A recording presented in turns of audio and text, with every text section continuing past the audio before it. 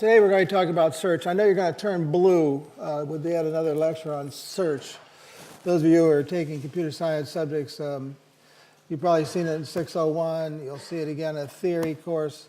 But we're going to do something, we're going to do it for a little different purpose. I want you to develop some intuition about how various kinds of search work. And I want to talk a little bit about search as a model of what goes on in our heads. And toward the end, if there's time, I'd like to do a demonstration for you of something never before demonstrated to a 6034 class because it was only completed last spring and some finishing touches were added by me this morning. Always dangerous, but we'll see what happens. So there's Cambridge. You all recognize it, of course. You might want to get from some starting position S to some goal position G. So you'll hire a cab and hope for the best. So here's what might happen.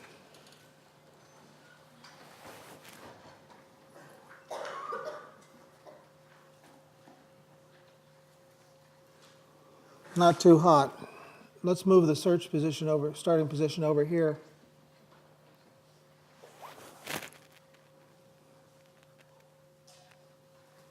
I've had cab drivers like this in New York. But it's not a very good path. It's the path of a thief. Let's change the way that the search is done to that of a beginner, an honest beginner. Not too bad. Now, let's have a look at how the search would happen if the cab driver was a PhD in physics, now after his third postdoc.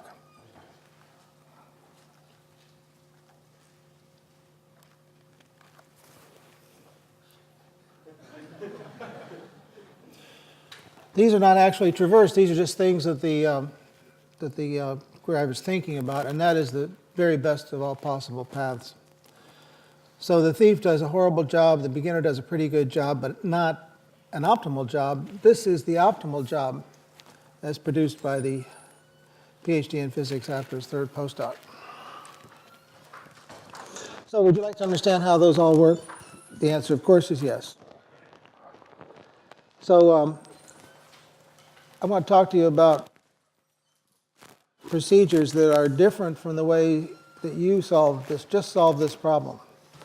I imagine that if I said, can you please find a path from S to G, you would, within a few seconds, find a pretty good path. Not the optimal one, but a pretty good one, using your eyes. And we're not going to tell you about how that works, because we don't know how that works. But we do know that problem solving with our eyes is an important part of our total intelligence, and we'll never have a complete theory of human intelligence until we can understand the contributions of the human visual system to solving everyday problems, like finding a pretty good path in that map. But alas, we can't talk about that because we don't know how to do it. We're working on it, but we don't know how to do it.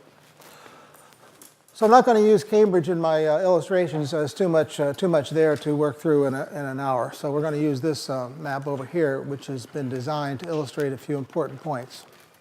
So you too can you find a path through that graph pretty easily with your eyes. But our programs don't have eyes, and they don't have visually grounded algorithms, so they're going to have to do something else. And the very first kind of search we want to talk about is called the British Museum approach. This is a slur against at least the British Museum, if not the entire nation, because the way you do a British Museum search is you find every possible path. So it will be helpful to have a diagram of all possible paths on the board. So we're going to start with a British Museum search. And from the starting position, it's clear that you can go from S to either A or B.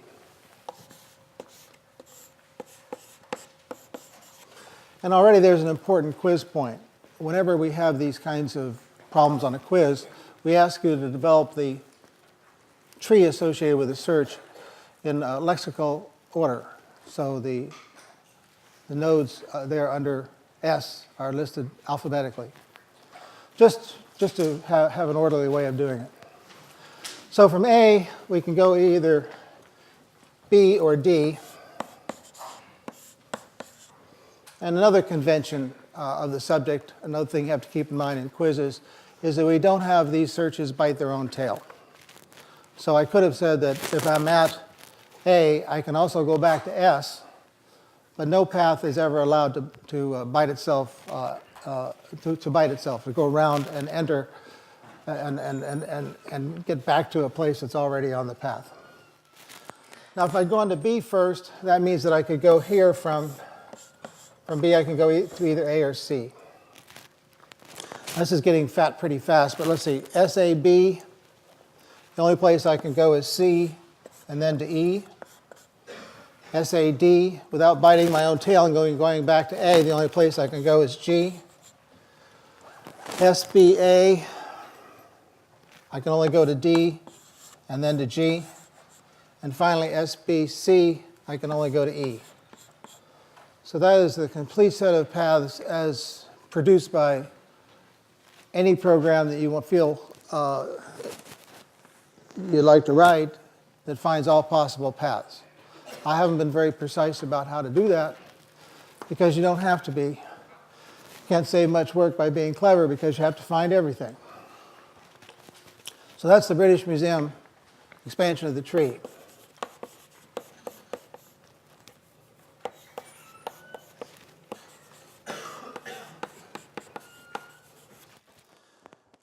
So what have I done? I've been playing around with a map. I showed you an example of a map, and pretty soon you're going to think that search is about maps. So before going even another tiny step, I want to emphasize that. Search is not equal to maps. Search is about choice. And I happen to illustrate these searches with maps because they are particularly cogent. But search is not about maps. It's about the choices you make when you're trying to make decisions. So these are these things I'm going to be talking with you about today are choices you make when you explore the map. But you can make other kinds of choices when you're exploring other kinds of things. And in fact, at the end, if there's time, I'll show you how you do searches when you're solving problems in a humanities class. All right? So that's the British Museum algorithm. Search is not about maps. Our first gold star idea, search is about choice. But for our illustration, search is about maps. So the first kind of search we want to talk about that's real is depth-first search. And the idea of depth-first search is that you barrel ahead in a single-minded way. So from S, your choices are A or B, and you always go down the left branch by convention. So from S, we go to A. From A, we have two choices. We can go to either B, B or D, following our lexical convention. After that, we can go to C. And after that, we can go to E. And too bad for us, we're stuck. What are we going to do? We've got into a dead end. All is lost. But of course, all isn't lost because we have the choice of backing up to the place where we last made a decision and choosing another branch. So that process is called variously backup or backtracking. So at this point, we would say, dead end. The first place we find when we back up the tree where we made a choice is when we chose B instead of D. So we go back up there and take the other route. SAD now goes to G, and we're done. So we're going to make a little table here of things that we can embellish our basic searches with. And one of the things we can embellish our basic searches with is this backtracking idea.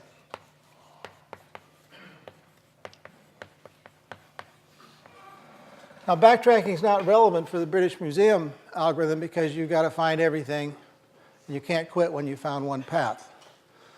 But you'd always want to use backtracking with depth first search because you may plunge on down and miss the path that gets to the goal.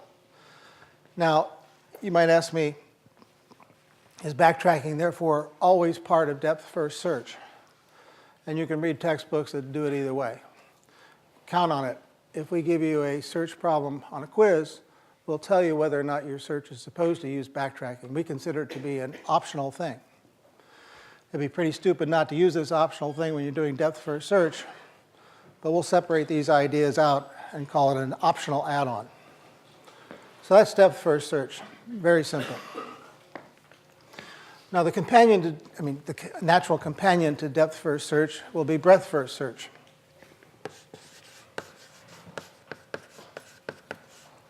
Breadth first. And the way it works is you build up this tree level by level, and at some point when you scan across a level, you'll find that you've completed the path that goes to the goal. So level by level, S can go to either A or B. A can go either to B or D, and B can go to either A or C. So you see what we're doing. We're going level by level. And we haven't hit a level with a goal in it yet, so we've got to keep going. Note that we're building up quite a bit of stuff here, there's quite a lot of growth in the size of the path set that we're keeping in mind. At the next level, we have B going to C, D going to G, A going to D, and C going to E. And now, when we scan across, we do hit G, so we found a path with breadth first search just as we found a path with depth first search. Now you might say, well, why don't you just quit when you hit G? Implementation detail. We'll talk about how a sample implementation, you can write it any way you want. But now that we know what these searches are, let's speed things up a little bit here and do a couple of searches that now have names. So the first type will be depth first. Boom. That's the one that produces the thief path. And then we could also do a breadth first search, which we haven't tried yet. What do you suppose is going to happen? Is it going to be fast, slow, produce a good path, produce a bad path? I don't know. Let's try it. I had to speed it up, you see, because it's doing an awful lot of search. It's generating an awful lot of paths.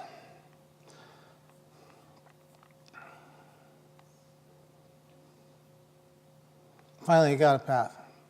Is it the best path? I don't think so, but we're not going to talk about optimal paths today. We're just going to talk about pretty good paths, heuristic paths. Oh, well, let's move the starting position here in the middle. Do you think breadth first search is going to be stupid? I think it's going to be pretty stupid. Let's see what happens. It searches a lot to the left, which you would never do with your eye. Let me slow that down just to demonstrate it. It finds a shorter path because it's right there in the middle, but it spends a lot of its time looking off to the left. It's pretty stupid. But that's how it works. So now that we've got two examples of searches on the table, I'd like to just write a little flow chart for how the search might work. Because if I do that, then it'll be easier for us to see what kind of small difference there are between the implementations of these various searches.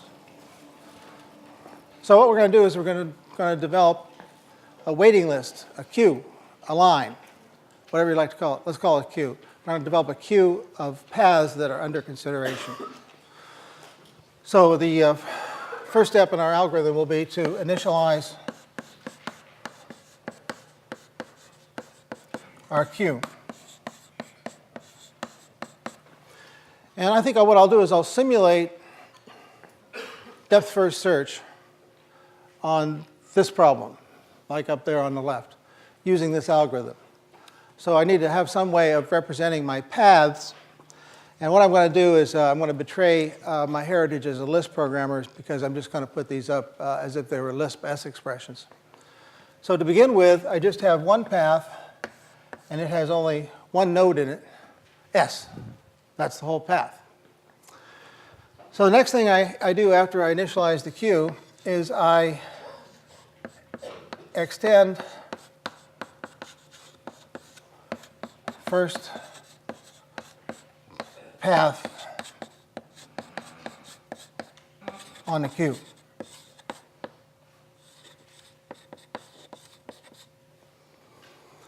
Okay, so when I extend S, I get two paths. I get S goes to A, and I get S goes to B.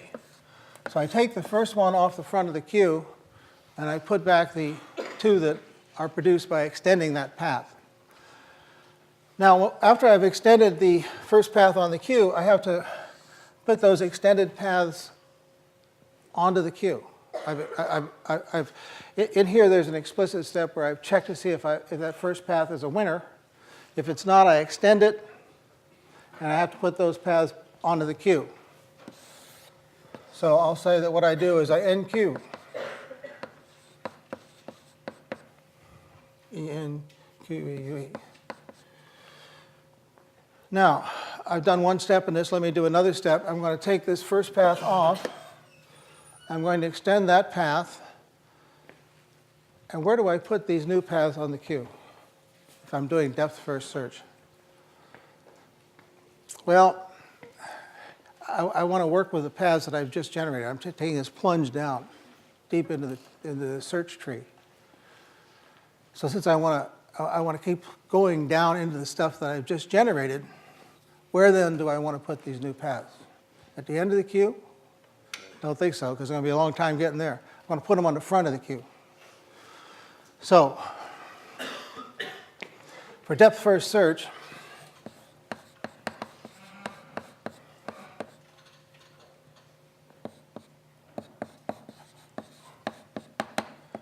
I want to put them on the front of the queue, and that's why SAB goes here, then SAD, and then that's SB. So SB is still there. That's still a valid possibility. But now I've stuck two paths in front of it, both of the ones I generated by taking a path off the front of the queue, discovering that it doesn't go to the goal, extending it, and putting those back on the queue. So I might as well complete this illustration here. While I'm at it, I take the SAB off, SAB, and I can go only there to C. But of course, I keep SAD and SB on the queue. So now I take the front off the queue again, and I get S, A, B, C, E, and not to forget SAD and SB. I take the first one off the queue, doesn't go to the goal. I try to extend it, but there's nothing there. I've reached a dead end. So in this operation, all I'm doing is taking the front one off the queue and shortening the queue.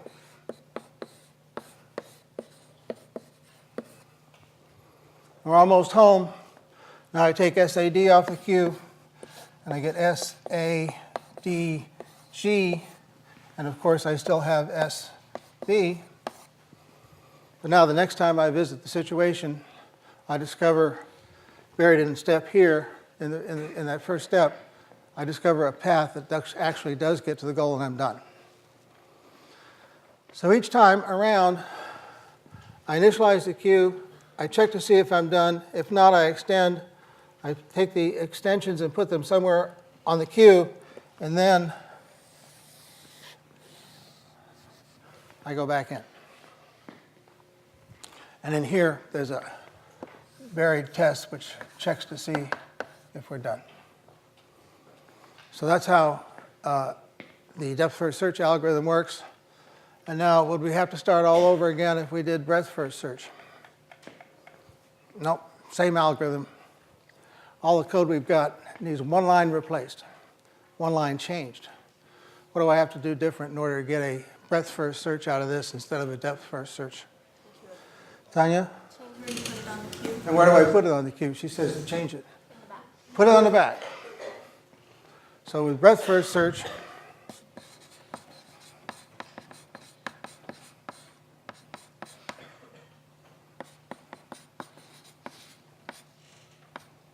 All I have to do is put it on the back. Bingo.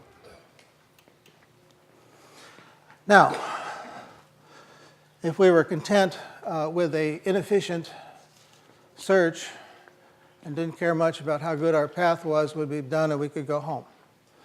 But we are a little concerned about the efficiency of our search, and we would like a pretty good path, so we're going to have to stick around for a little while. Now, you may have noticed up there in that development of the breadth first search that the algorithm is incredibly stupid. Why is the algorithm incredibly stupid? Kai, what do you think? You can't tell whether it's getting closer or further away from the goal. It certainly can't tell whether it's getting closer or further away from the goal, and we're going to deal with that in a minute. But it's even stupider than that. Why is it stupid? What's your name? Dylan? Yeah, Dylan, what do you think is stupid It about it? visits the same nodes twice. Dylan said it's extending paths that go to the same node more than once. Let's see what Dylan's talking about. Down here, it extends A, but it's already extended A up there. Down here, it extends a path that goes to B, and it's already extended the path that goes to B. Over here, it looks at a path. It could extend a path that went through C, but it's already got a path that goes through C. So all of these paths are duplicated, and we're still going through them. So that's incredibly stupid. So what we're going to do is we're going to amend our algorithm just a little bit.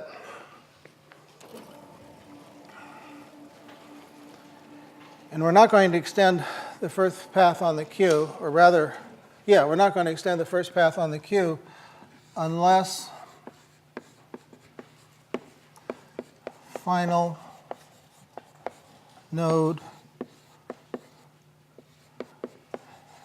never before extended.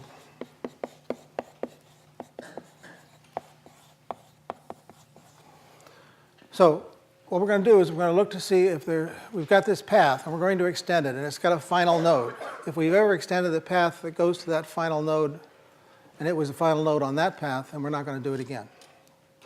So we've got to keep a list of places that have already been the last piece of a path that was extended.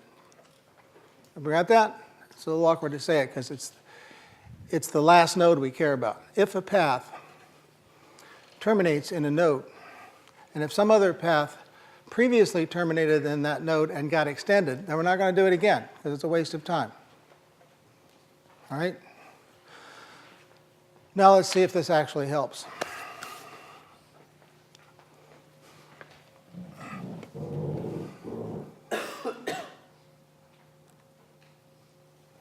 Yeah, use extended list. Let's see. Well, gee. We got that place in the center there. Let's just repeat the previous search.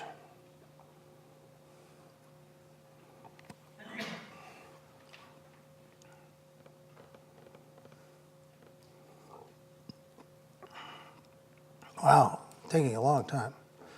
But notice that it put 103 paths back on the queue. Now let's add the filter and try again.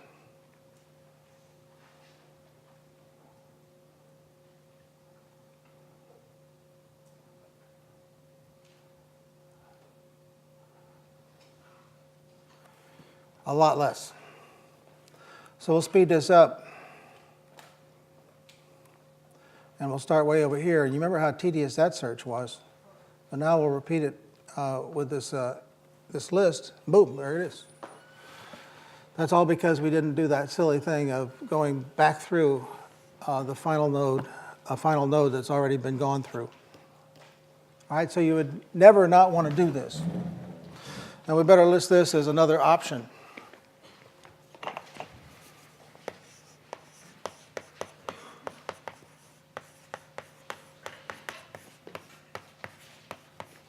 Doesn't help with the British Museum algorithm because nothing helps with the British Museum algorithm.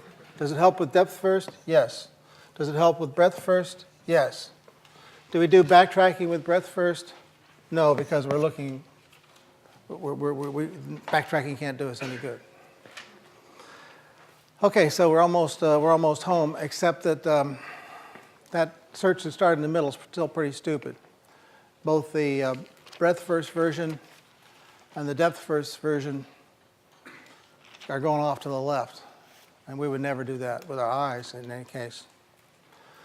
So the next thing we want to do is we want to have ourselves a slightly more informed search by taking into consideration whether we seem to be getting anywhere. So in general, it's a good thing to get closer to where we want to go. So in general, if we've got a choice of going to a node that's close to the goal or a node that's not so close to the goal, we'll always want to go to the one that's close to the goal. And as soon as we add that to what we're doing, we have another kind of search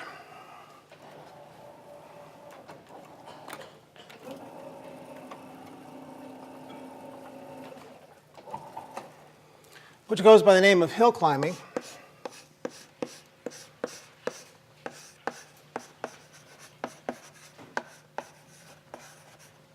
And it's just like depth first search, except that instead of using lexical order to break ties, we're going to break ties according to which node is closer to the goal. All right? Now, I went to some trouble to talk to you about this enqueued list. And having gone to that trouble, I'm now going to ignore it. Not because it isn't a good idea, but because trying to keep track of everything in the example kind of gets confused and the example won't work out right in a small example and all that. So put the enqueuing thing aside, enqueued list aside, and think instead just about the value of going in the direction that's getting us closer to the goal.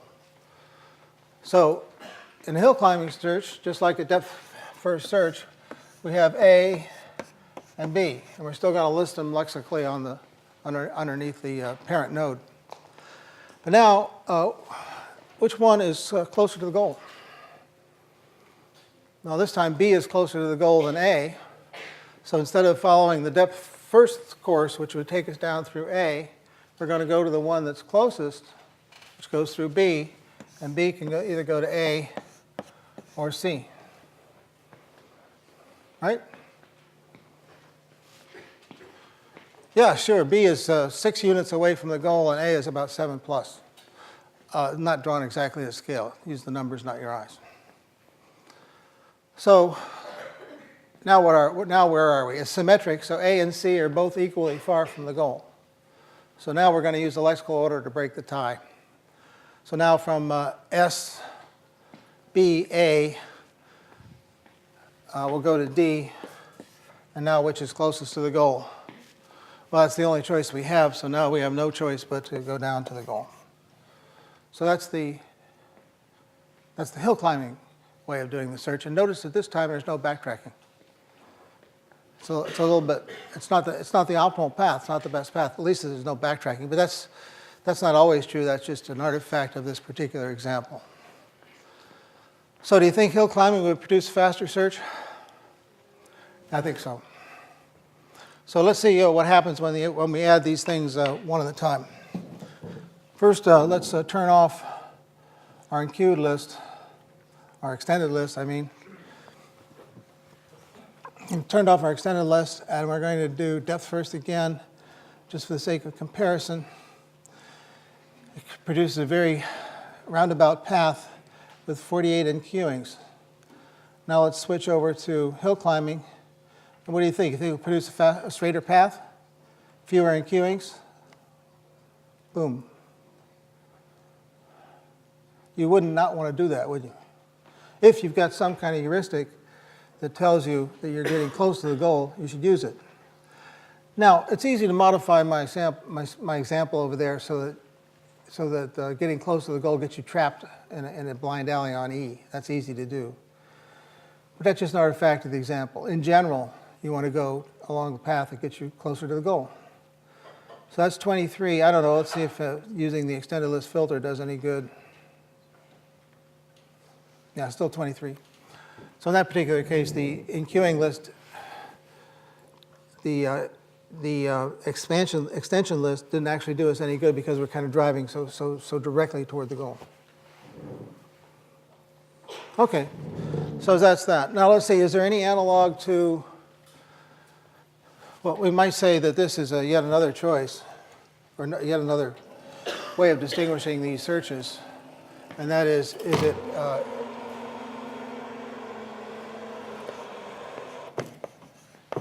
an informed search?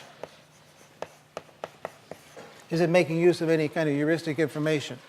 Certainly British Museum is not, depth is not, breadth is not. And now let's consider what we got for hill climbing. Would we want to use backtracking? Sure. Would we want to use an enqueued list? Sure. And it is informed because it's taking advantage of this extra information. It may not be in your problem. It's often the case you've got this information in a map. Your problem may not have any heuristic measurement of distance to the goal, in which case you can't do it. But if you've got it, you should use it. Oh yeah, now there's one more, and I've already kind of given it away by having it on my chart. It's called beam search, and just as hill climbing is an analog of depth first search, beam search is a complement or addition of an informing heuristic to breadth first search. So what you do is you start off just like breadth first search, but you say, I'm going to limit the number of paths I'm going to consider at any level to some small fixed number, like in this case, how about 2? So I'm going to say that I have a beam width of 2 for my beam search.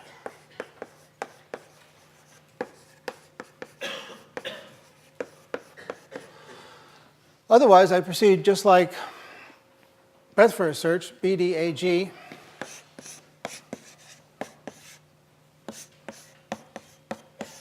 And now I've got that stupid thing where I'm duplicating my notes because I'm forgetting about the enqueued list.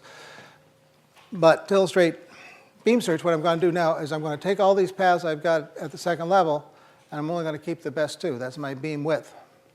And the best 2 are the 2 that get closest to the goal.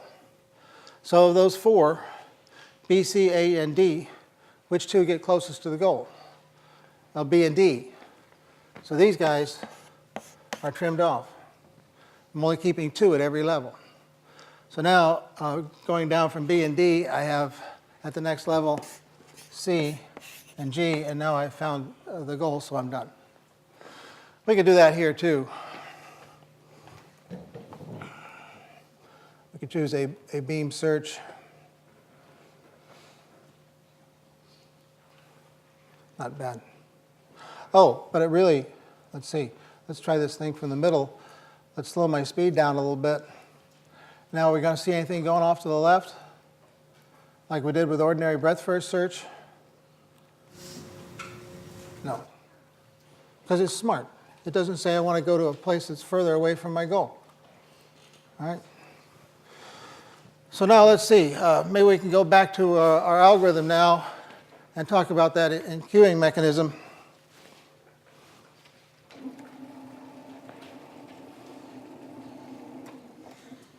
And talk about hill climbing.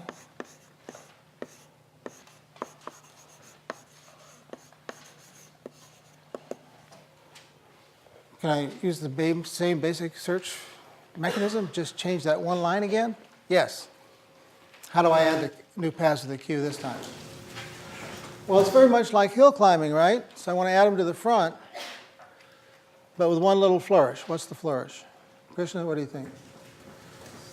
Remember, I want to use my heuristic information, so I not only add them to the front, but amongst the ones I'm adding to the front, what do I do? Check the distance. Check the distance, and how do you arrange them? The minimum first. Yeah, so you can put the minimum first if you like, but let's sort them. Maybe we'll sort them, that'll keep everything straight. So hill climbing is first, front, sorted. And finally, how about beam? What do we do with beam search to add them to the queue? Well, it doesn't matter where we add them. because all we're going to do is we're going to keep the W best. So with beam, we'll just abbreviate that by saying keep W best. All right? So now you have some of the basic searches in your toolkit. There's one more that's sometimes talked about. See, we got depth, breadth, best, and beam. One more is best. Best first search. It's a variant when we go on. It's a variant where you say, I've got this tree. It's got a bunch of paths that terminate in leaves. Let me just always work on the leaf node that's closest to the goal. So it can kind of skip around a little bit from one place to another, because as it pursues one path, it may not do very well, and some other path quite distant in the tree will become the best one. We've actually seen an instance of that in the integration program. It's capable of skipping all over the place because it's always taking the easiest problem in the search tree, in the and/or tree, working on that. So that's best first search. Now you can do these sorts of things in continuous spaces too, and you've done the mathematics of that in 1802 or something. But in continuous spaces, hill climbing sometimes leads to problems or doesn't do very well. What kind of a problem can you encounter in a continuous space with hill climbing? Well, how would you do hill climbing in a continuous space? Let's say we're in the mountains and a big fog has come up. We're trying to get to the top of the hill before we freeze to death.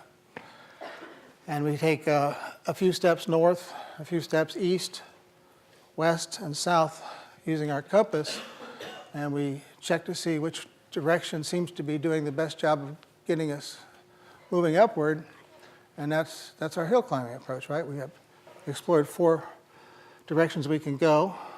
We pick the best one. Then from there, we pick 4, try all those, pick the best one, and away we go. We've got ourselves a hill climbing algorithm. What's wrong with it? Well, what can be wrong with it? Sometimes it works just fine. Yes? You might get stuck in a local maximum. So problem letter A is that if this is your space, it may look like that, and you may get stuck on a local maximum. Is there any other kind of problem that can come up?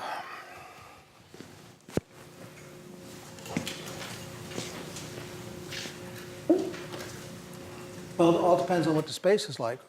Here's a problem where the space has local maxima. Now, a lot of people have been killed on Mount Washington when the fog comes up, and they do freeze to death. Why? Hill climbing, the reason they freeze to death is the hill climbing fails them, and they can't get to the top to the ranger station. And the reason is that there are large lawns on the shoulders of Mount Washington that are quite flat. So it's the telephone pole problem. So that space looks like this. Oh, this isn't what Mount Washington looks like, but it's the telephone pole problem. So when you're wandering around here, the idea of trying a few directions, picking the one that's best doesn't help any because it's flat. So that can be a problem with hill climbing. Now there's one more problem with hill climbing that most people don't know about, but it works like this. This is a particularly acute problem in high-dimensional spaces. I'll illustrate it here just in 2. And I'm going to switch from a regular kind of view to a contour map. So my contour map is going to betray the presence of a sharp ridge along the 45-degree line.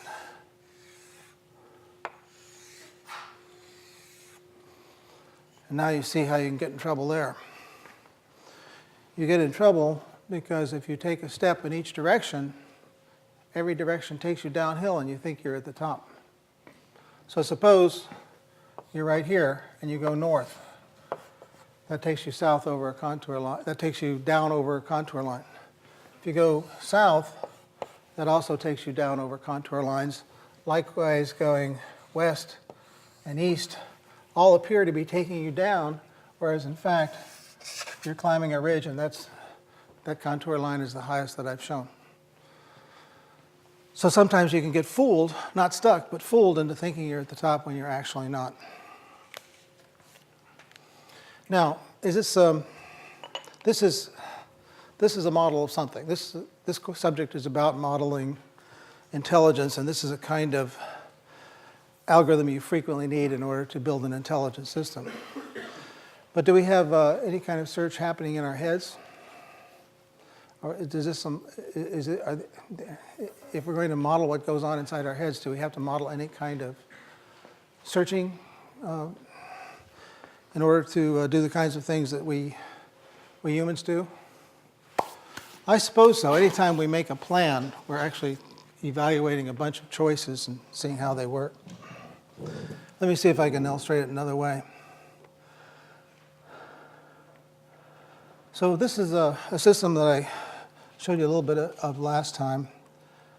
And shoot, I might as well review one or two things here.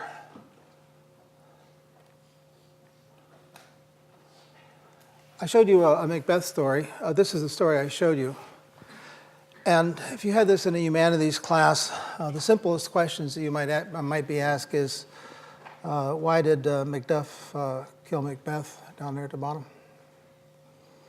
Did I demonstrate the answering of questions last time, or just the development of the graph? I can't remember, but we'll do it again anyway. So this is somewhat stylized English.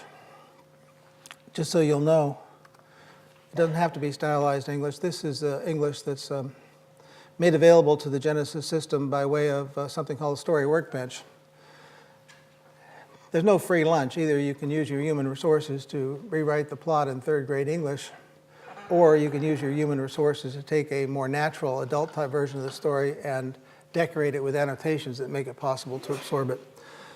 So just this summer, in a miracle of summer Europe, Brett Van Zee, one of you, connected these two systems together so we can now work with stories that are expressed in pretty natural English.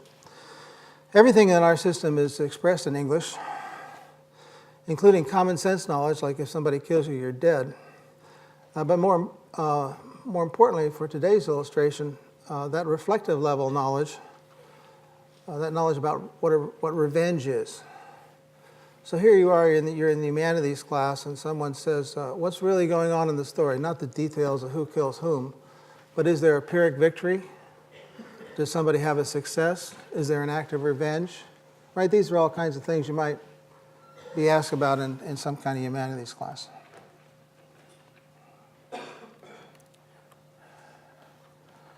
So let me fire up the Genesis system.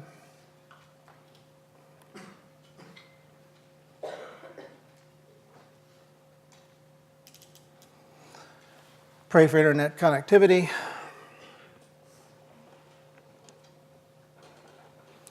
Launch the system on a read of that Macbeth story that I showed you just a moment ago. At the moment, it's absorbing information about background knowledge and about reflective level knowledge and all of that sort of thing.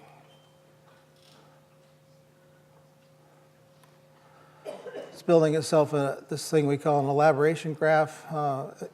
Not quite there yet. It's still reading background knowledge.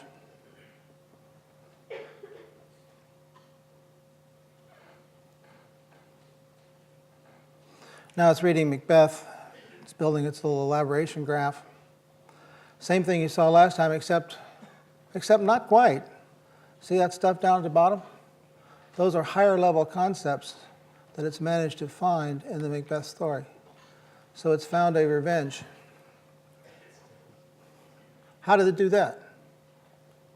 It searched. It had a description of what a revenge is, and it looked to see if that pattern was exhibited in the elaboration graph. So in a combination of things that were said explicitly and things that were produced by knee-jerk if-then rules, the elaboration graph was sufficiently instantiated that the revenge pattern could be found. Well, that's interesting. Pyrrhic victory is a little harder. You'd probably get an A if you said, oh, there's a Pyrrhic victory in here. Yeah, there it is. So blow that up a little bit so you can see what it is. You know what a Pyrrhic victory is? It's something, it's a situation where everything seems to be going good at first, and then not so hot. So Macbeth wants to be king down here, and eventually that leads to becoming king, but too bad for Macbeth because eventually he gets killed in consequence, so it's a Pyrrhic victory. All that produced by search programs that are looking through this graph. Now, once you've got capable of doing that, of course, then you can find all sorts of things and you can report them in English, but more interestingly, you can answer questions. So, why did Mac, it cares not a hoot about capitalization?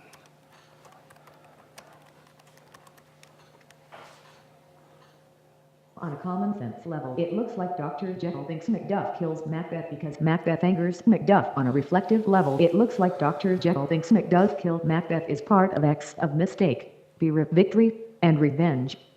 Pretty corny speech output, but you see the point. How did they get this stuff on the common sense level? Same way all of those programs that Bill Goldtree's report answers to questions. It's just looking locally around in the connections in the Goldtree. How did they get the stuff on the reflective level? By reporting on the searches that produced information. It does that by looking for higher level thoughts about its own thoughts and reporting in which of those higher level thoughts the incident asked about actually occurs. So let's see, just for fun, we might be interested in why Macbeth murdered Duncan. Wouldn't this be handy if you hadn't actually read the play and here it is, you got to write that paper?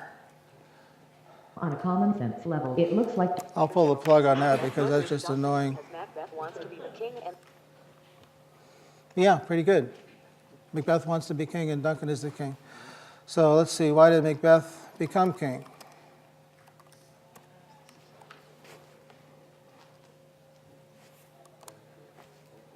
Oh yeah, it won't answer the question unless I spell it right.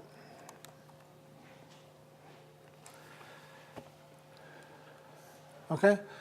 That wouldn't have been, I wouldn't be able to show that to you until last spring. And in fact, I wouldn't have been able to show you this today until last week with a tweak this morning because we've just now connected the speech output, the language output to Boris Katz's parser system, which is running in reverse in order to generate that English. So that's something that's never before been seen by any eyes but me.